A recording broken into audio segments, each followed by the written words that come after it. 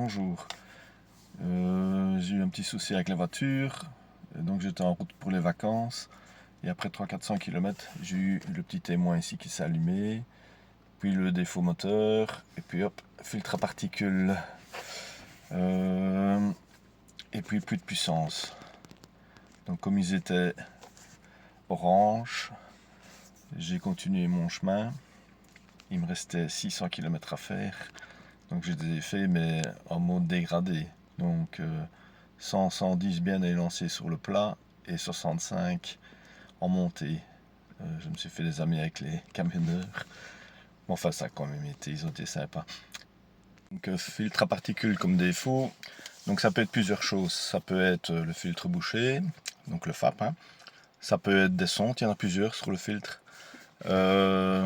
Sonde de température, sonde lambda. Et alors ça peut être le préchauffage.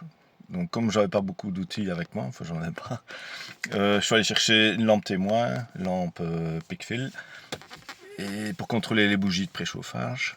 Elles étaient bonnes, pas de chance pour moi. Donc j'ai une vidéo où je montre comment contrôler les bougies de préchauffage. Donc il fallait que je sache quel défaut avait ma voiture. Donc j'ai fait la tournée des garagistes, mais il n'y en a aucun qui avait le temps. Et pour finir, j'ai trouvé ce petit appareil basique chez Neuroauto à 50 balles. Bon, c'est bien pratique pour voir les défauts.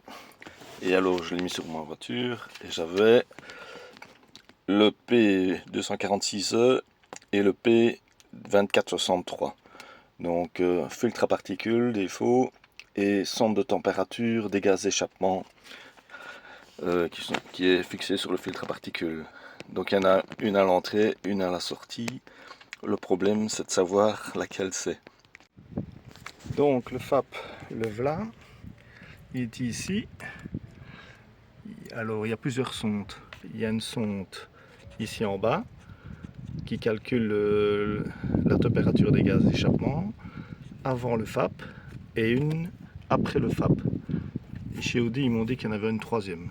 Mais c'est peut-être la sonde lambda ici qui calcule l'oxygène.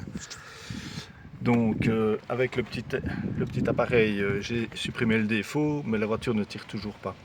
Donc ce que j'ai fait, j'ai débranché cette sonde-ci. Je me dis je vais la débrancher. Donc voilà, elle est ici derrière. Donc je l'ai débranchée. J'ai enlevé le défaut avec le petit appareil et la voiture retire comme avant. Mais seulement c'est pas une solution parce que le filtre à particules va se colmater. Donc il y a bien trois sondes. Alors il y en a une avant le FAP avec la fiche brune que j'ai changée. Et alors il y a une deuxième ici à la sortie du FAP que j'ai changée. Donc c'est avec la fiche orange. Et alors la voiture a fonctionné.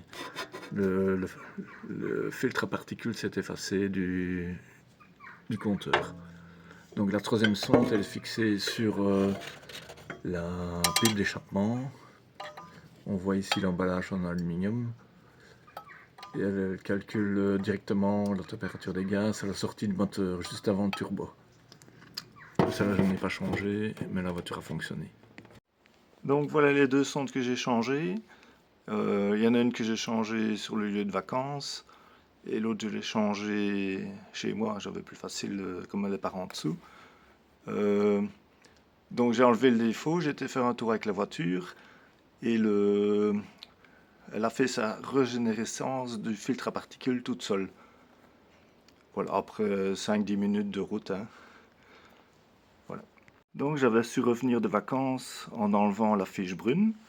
J'ai fait 1500 km. J'avais un peu peur que le FAP se bouche, mais ça a été. Et les sondes, je les ai achetées sur Amazon à moins de 30 € pièce. Ça fonctionne toujours. Je les ai montées il y a 4-5 mois et c'est impeccable. Voilà, merci.